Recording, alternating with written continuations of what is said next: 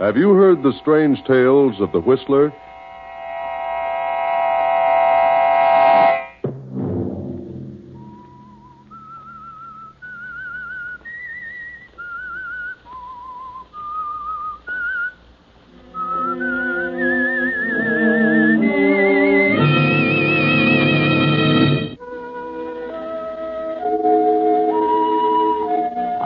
The Whistler know many things, for I walk by night.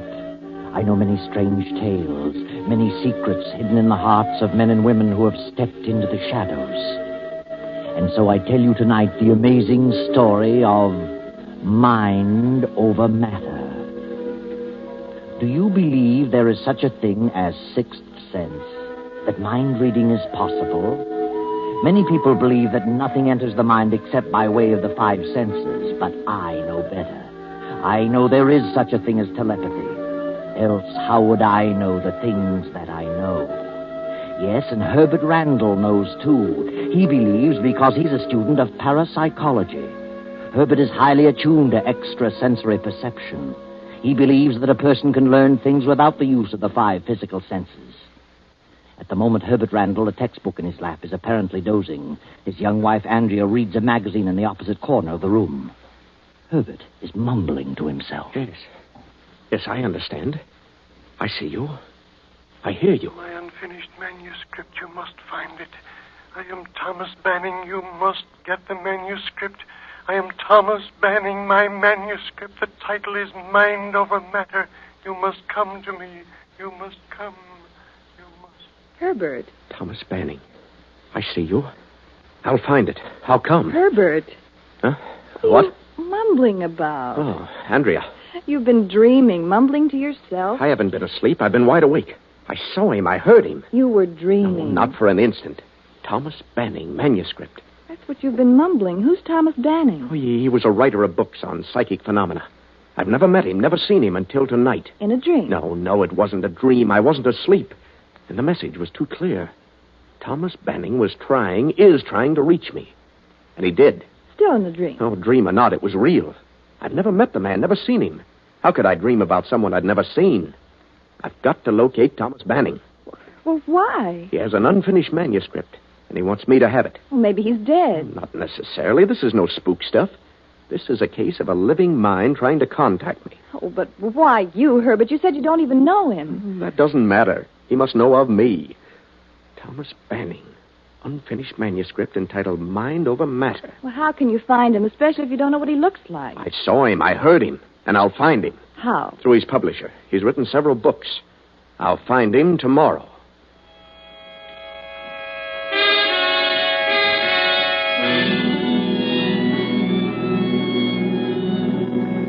So Herbert learns the name of the publisher of Thomas Banning's books, learns Banning's address in the country, and with Andrea drives to the place. As they near the estate, they stop at a gas station for further directions. Howdy, folks. What can I do for you? We're looking for the Thomas Banning home. Know where it is? Yep, I sure do. Why? We're going there. Well, it's a quarter of a mile ahead. First gate on the left-hand side. But not many people go there anymore. Why not? Well, miss, since the day Thomas Manning's brother disappeared, there's been strange things going on there. Oh, what strange things? Noises, weird howls and screams. People kind of think the place is haunted with William Banning's ghost. William was Thomas's brother. Oh, is William dead? Oh, nobody knows what happens to William. Just blew in from South America and a few months later disappeared. Have you heard the screams? Yeah, and what's more, I don't want even to talk about it. So long, folks. First gate on the left. Well, this really begins to sound interesting.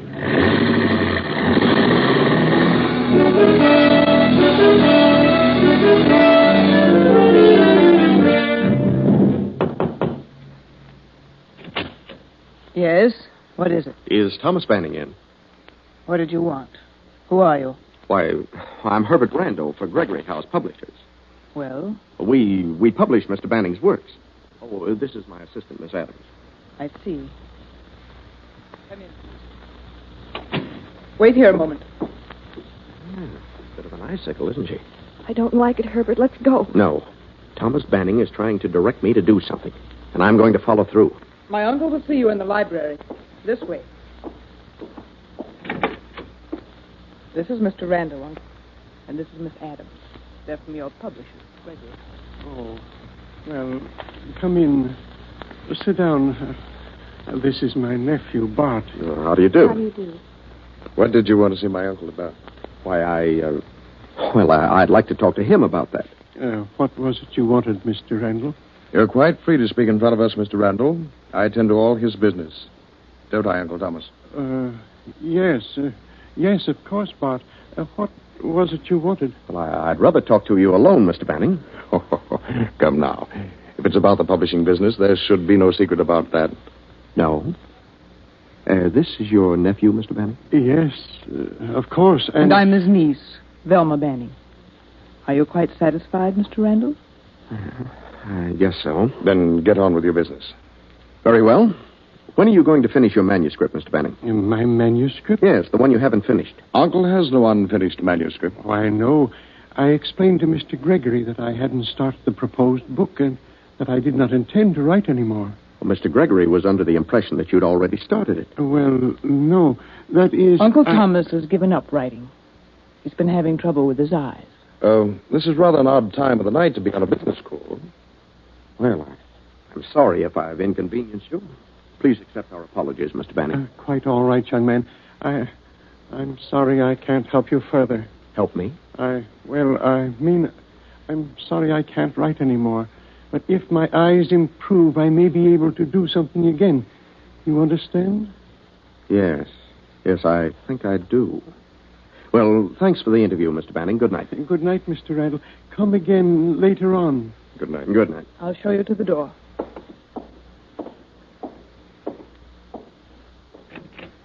Good night. Well, what do you think of that, Andrea? It's Banning, exactly as I saw him in the vision. I still don't like it. Did you get the meaning of the situation? No. What do you mean, Herbert? Oh, I sensed it the second I walked into the room. You would. What was it? Thomas Banning was lying about that manuscript. Did you notice the way those two butted in and led the conversation? He's afraid of them. They've got him cornered for some reason. He was afraid to speak the truth. Say, look. Yes. What is that, a grave? It certainly looks like a grave. Herbert, it is a grave. And freshly dug. A small one, but just about right for Thomas Banning. Oh, Herbert, what do you mean? And look over there. Another one, but filled in. You can tell by the way the grass is sunken. Come on, let's get out of here. There's certainly something strange going on here. Herbert! Now, take it easy. They're killing him. We've got to stop them. No, wait. There's nothing we can do at the moment. We wouldn't have a chance. Come on, let's get back. Herbert, what is it? What's wrong? There it is again. And I'm wide awake. I heard it again. Oh, I didn't hear a thing. The manuscript. You've got to get the manuscript. He reached me again. Oh, please, Herbert, please, let's go. Yes, Andrea. We'll go now.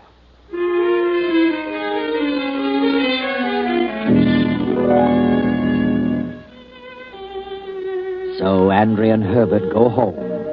Andrea goes to bed, but Herbert sits up, concentrating, waiting for another contact, another message. But Andrea, try as she might, cannot go to sleep.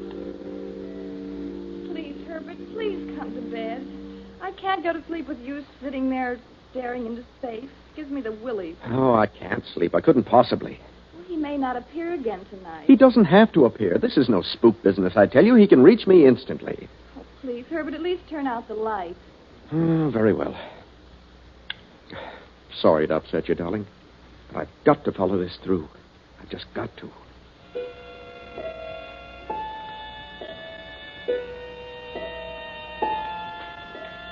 Thomas Banning. Thomas Banning. Thomas Banning. Find the manuscript. Mind over matter. Get the manuscript. You must get the manuscript. You must.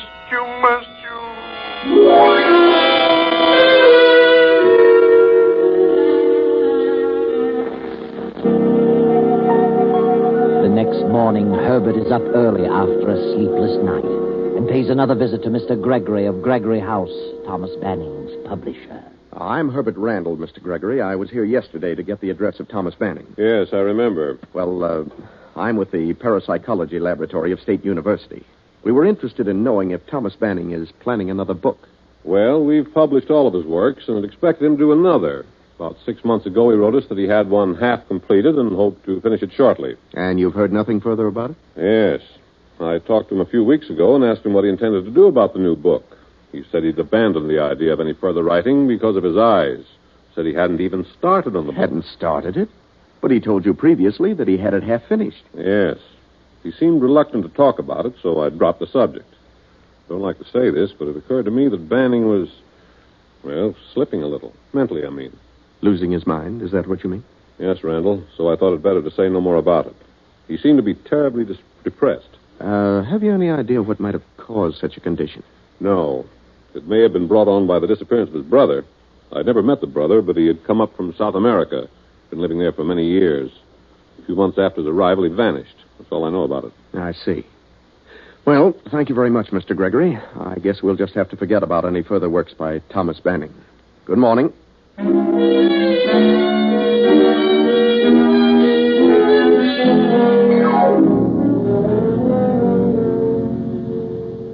Mr. Hellman, I understand you're Thomas Banning's banker.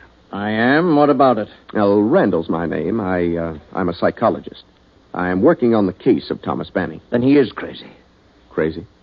No, but he is ill. Suffering from a severe emotional disturbance. I see. What made you jump to the conclusion that he was crazy? Well, I don't know. You're a psychologist. Well, what had he done, Mr. Hellman? That seems so strange. Well, he came in here in a terrible hurry one day and drew out all his money. Turned all his assets into cash, except the country place, walked out. He acted very nervous, very queerly. I knew something was wrong with him. I figured he was losing his mind. Mm-hmm. Was that before or after his brother William disappeared? Oh, I think it was before, but I'm not positive. Tell me, did you ever meet his brother? No, I was a bit surprised to learn that he had a brother. But he'd been living in South America for 20 years. Mm-hmm. Did the brother have any children? I understand he had a son who came with him, and the son brought his wife. That's all I know about it. I see. Thomas must have had a considerable amount of cash. Yes, he left here with something like $100,000 in large bills. $100,000? Then you would say that such actions indicated that something was wrong with him, that he was decidedly not his normal self. I certainly would say that. I think he concentrated so much on spooks and the supernatural that he just cracked up over his subject. Well, thank you, Mr. Hellman, for the information. You're quite welcome. Oh, by the way, who did you say you were? Herbert Randall. You can check on me through the Parapsychological Laboratory of State University. Good morning, Mr. Hellman.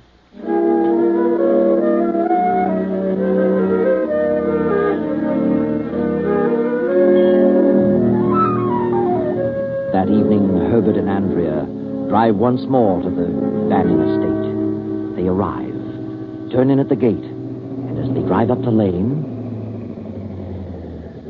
Herbert, look. Well, what do you know about that? That mound of earth is gone. The hole's been filled in. Good heavens, and they've already killed him. Oh, you're probably right. Oh, they're desperate, Herbert. They'll do anything. Let's don't go in there. No telling what they'll do. Please, Herbert, let's go back. Well, here we are, Andrea. Come on.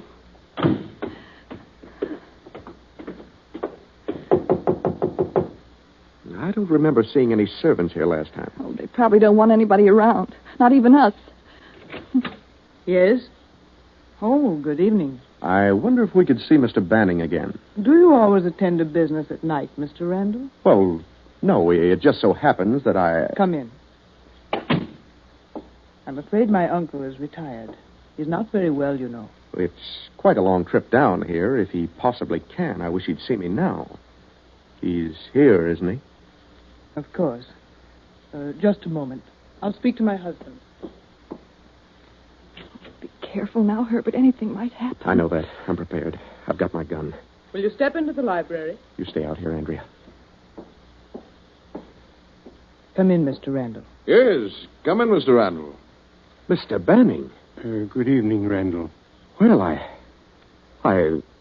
Oh, well, how are you? Didn't you come here to see Mr. Banning? Oh, yes, but You seem so surprised. What do you want this time? Oh, I want to talk a little further about the book. Couldn't I possibly see you alone, Mr. Banning? You're going to start that again, Randall? What are you so worried about? Go ahead and speak your piece. I'd prefer to talk with him alone. You're just a bit of a nuisance, Randall. Very well. I'd like to know why you won't finish your manuscript, Mr. Banning. He told you he hadn't started it because of his eyes. He could dictate it. He's too ill to concentrate on writing a book. Is that true, Mr. Banning? Well, yes, I have been ill lately. But if you hadn't started it, you'd have gone to the extent of completing the research for it. Your discoveries are important, Mr. Banning. We need them. If you'll just outline your research to me, I'll write it for you. You owe that to the profession. Uncle is in constant pain. Oh, he is? I'm terribly sorry about that, Mr. Banning. And he doesn't feel in the mood to have someone around prodding him all the time for information in order to publish a book. But he does want the book published. And he wants me to help him, I know. You're a conceited sort of individual, Randall. I know what I'm talking about. He wants me to help him with that book. Do you, Uncle? Well, I would like to write the book, but... What? I really don't see how I can under the circumstances. What circumstances? His physical condition, of course. Look, Mr. Banning, maybe I can help you about this so-called physical condition. I don't think it's really a physical condition. I think it's a mental condition. Mental? Yes. I think you're really mentally ill. What do you mean? I think he's emotionally upset over the death of his brother. Who said he was dead? Well, he disappeared. It's presumed that he's dead. Shortly after his brother disappeared, Mr. Banning gave up his work. He wanted to give the benefit of his research to science, but he just couldn't collect his thoughts. Go on, son. You loved your brother. And I'm sure that I can help you get at the root of your seeming trouble and enable you to finish your book. But he hasn't started it. Then I can help him start it and finish it. Oh, believe me, we need that research. We need the book. Who is we? The field of psychology needs it. So you're a psychologist, Mr. Randall. Yes. Then you'd better analyze yourself.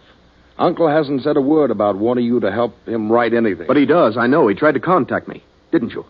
Ridiculous. He hasn't phoned or been out of the house in weeks and weeks. He knows what I'm talking about. Now I ask you, Uncle, have you tried to get in touch with this man? Have you? No. There you are. I understand, Mr. Banning. Don't worry. However, if Uncle wants you to stay and see what can be done, why, that's entirely up to him. Do you, Mr. Banning? Yes, I'd like you to stay. Very well. Whatever you say, Uncle. Velma, put them up in the east wing. Where's your room, Mr. Banning? Why, In the west wing, Mr. Randall.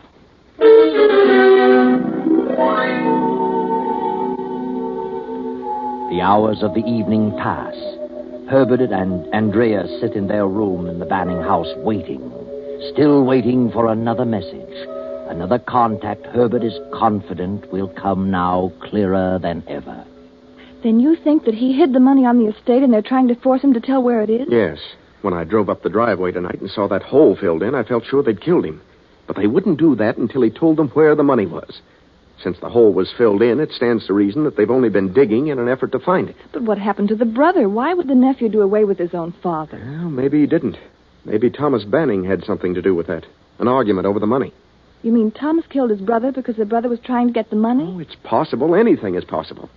And if the brother was as nasty as the nephew, I wouldn't blame Thomas Banning. But the climax will come tonight. The nephew and his wife are suspicious of us. They know they'll have to work fast. Oh, what a situation. Please go to bed, Andrea. Let me concentrate on this thing, and I'm sure I'll have the answer before morning. Very well, Herbert. Good night, dear.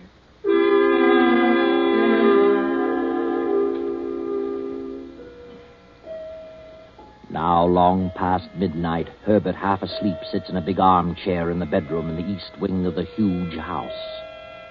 Then Herbert begins to stir. Herbert Randall, the manuscript. Mind over matter in the library, law's shelf on the right. Mind over matter, law's shelf on the right. Get it now, get it now, get it now. Library. Lower shelf on the right. Andrea. Oh, what is it, Herbert? I got it. I got the message. The manuscript is in the library. Lower shelf on the right. Come on, quiet now.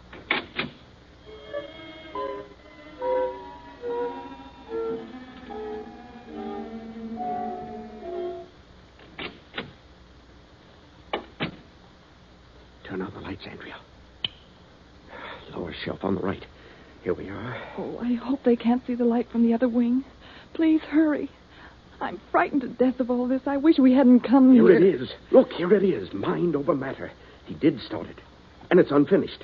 Stopped at page 313. Well, then come on. Let's get out of here before they catch us. Andrea. What is it? Look, Andrea. Here in the middle of the script. 2 $50,000 negotiable bonds. Good heavens. Negotiable bonds? Why, it's the same as money. Anybody can cash them. So that's what he did with his money. This is what those two were after. This is why he's been kept a prisoner. This is why they've been torturing him. Poor man. Come on. I'm going to the West Wing. Maybe we can slip into Banning's room without them knowing it.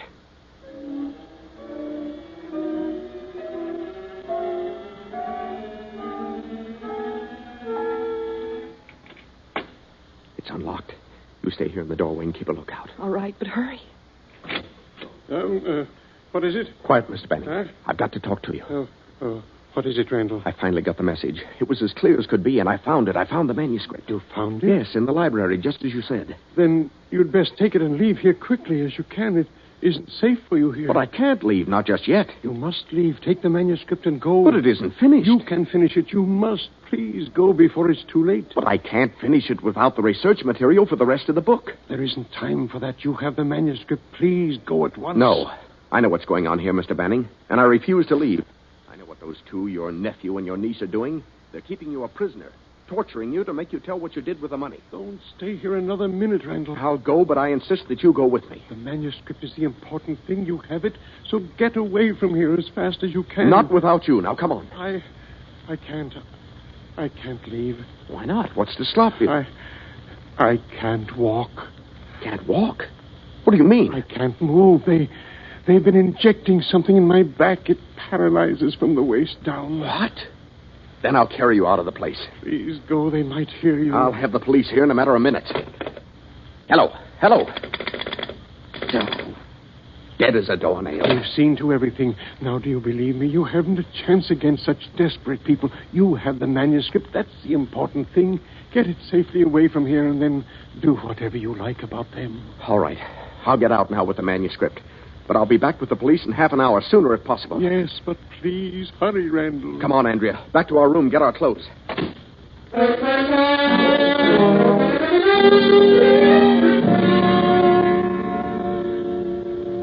Hurry, Andrea. Step on it. I am. Oh, dear, I wish that phone was working. Say, maybe this one is. Maybe just that one extension was pulled off. Does it work? No, it's dead, too. They're all dead. Oh. Come on, Andrea. Let's go. Yes, I'm ready. Oh. There it is again. Did you hear that? Oh, heavens, yes. They must be wise to us. Probably heard us, and they're going to give him the works this time. It's their last chance. Oh, I can't stand it, Herbert. It's horrible. I'm not going to let them torture that old man any longer. I'm going back to his room. Oh, then I'm going with you. Come on.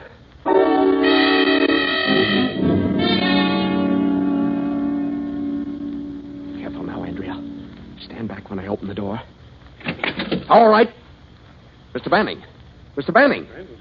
Randall, why haven't you gone? You must go. I heard you scream. I can't go and leave you to be tortured to death. But the manuscript... Oh, hang the manuscript and the money, too. They'll be safe. Money? Yes, the bonds. Don't worry, I'll take care of them. You found the money? Yes, pasted in the manuscript. But I refuse to leave here without you. Andrea, take this manuscript and go back to our room and lock yourself in. I'm going to wait here for those two to come back. Do you hear me, Andrea? Yes, I hear you. Well, then hurry. Herbert. Wait a minute, Andrea. Did you hear that? Yes, I certainly did. It came from another room. The same scream. The same scream. What does it mean? Give me that manuscript, Andrea. Mr. Banning. Mr. Banning. Yes, son, yes? Do you remember the number of the last page of your manuscript? No, I can't remember. I just can't. On this last page of your manuscript, you began a new chapter. There are 2 paragraphs here. The last paragraph says, in other words, there are certain positive relations and certain negative ones between extrasensory perception and other processes of the mind. Is that your last paragraph? Yes, that was the last paragraph. You must carry on from there. Get up out of that bed, Mr. Banning. You're lying. No, please believe me. You're lying. There are not 2 paragraphs here, only one. And the words I quoted are not here. They're from a textbook by Professor Rhine. Get out of that bed and start walking through that door. Herbert, do you know what you're doing? You see? He can walk. And don't make a false move, Banning, or I'll shoot. Now through that door and down the hall. Oh. All right, Banning. Open that door. Randall. Put up your hands, both of you. Now get away from that bed. Who is this man? Herbert, look. His hands and feet are tied to the bed. Yes. But take a look at his face. Why, Mr. Banning. Exactly. A little thin, but it is Mr. Banning. Untie him and be quick about it. Mr. Banning. Mr. Banning, can you hear me? Yes. You're Herbert Randall. Thank God you got my message. I knew I could get through to you. I knew, and you got the manuscript. Yes, I have it here. I only got to page 313, one paragraph ending. Therefore, I am positive that thoughts can be transferred from one mind to another, regardless of distance. Right, word for word. You have the manuscript and the money, the 2 bonds? Yes. What do you want me to do with the bonds? As you see fit, my boy. Then this man is your brother William? Yes. Don't talk anymore. I'll add the rest. These 2 are not his nephew and his niece. They're his son and his daughter-in-law. They came from South America. They knew you had money and decided to get it. You suspected it, withdrew your money, turned it into bonds, and hid it, knowing that even if they did go to the extent of killing you, they'd have nothing but this house. When they learned that you'd withdrawn your money, they held you prisoner to force you to tell what you did with it, where you hid it. That's why they dug holes all over the estate. You're absolutely crazy, Randall. You had me all fooled for a while. I thought your father, William, was dead. I figured you 2 were holding Thomas a prisoner. And you were. But all the while, William was posing as Thomas. And he got away with it because Thomas and William were twins. Twin brothers. What of it? We're still his heirs. The money still goes to us. We'll let the state decide that. Don't worry, Mr. Banning. Everything will be... Mr. Banning. Mr. Banning. Oh. He's dead. Dead? But we didn't kill him. The state can decide that, too. This is a wonderful testimonial for parapsychology, gentlemen. And you 3 are going to have the opportunity to bear me out in my statements. It's a shame it had to happen in this way. But since it did, I'm proud that he selected me to help prove his theory. Why he did, I'll never know. But I'm grateful to him. Very grateful. Yes, Herbert, you're grateful. And as to why he chose you, you'll know when you turn to page 213 of the manuscript Mind Over Matter. There's an insert pasted there. Go on, Herbert. Read it. 20 years ago, my wife ran away with another man, taking with her our young son. I never heard from them again. But last week I learned the whereabouts of my son, who had assumed the surname of his stepfather. Since my brother William has returned from South America, I fear for the safety of my life and my fortune. I know they plan to kill me since they have learned of the existence of my son. So I have turned all my assets to cash and willed them and my unfinished manuscript, Mind Over Matter, to my son, whose address is 214 East 32nd Street, this city. What? And whose name is Herbert Randall. Andrea, I'm his son. Herbert. If you get this, God bless you, my son, and carry on with our great work, which is destined someday soon to eradicate the boundaries of time and space. Your father, Thomas Banning. Just a chance coincidence, you say? That's such a convenient explanation for the layman who doesn't understand, and safer, too, to be skeptical and conservative. But one mind can reach another regardless of time or space. And you will agree with me someday. I know.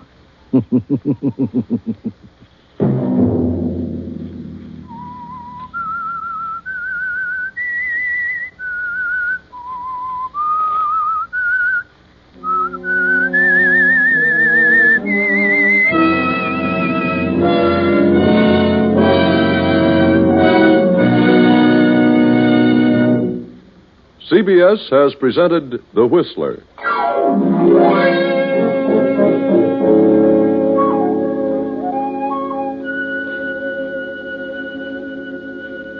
Original music for this production was composed and conducted by Wilbur Hatch. The Whistler is written and directed by J. Donald Wilson and originates from Columbia Square in Hollywood.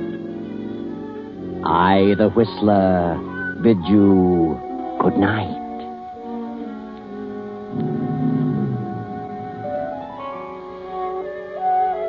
This is the Columbia Broadcasting System.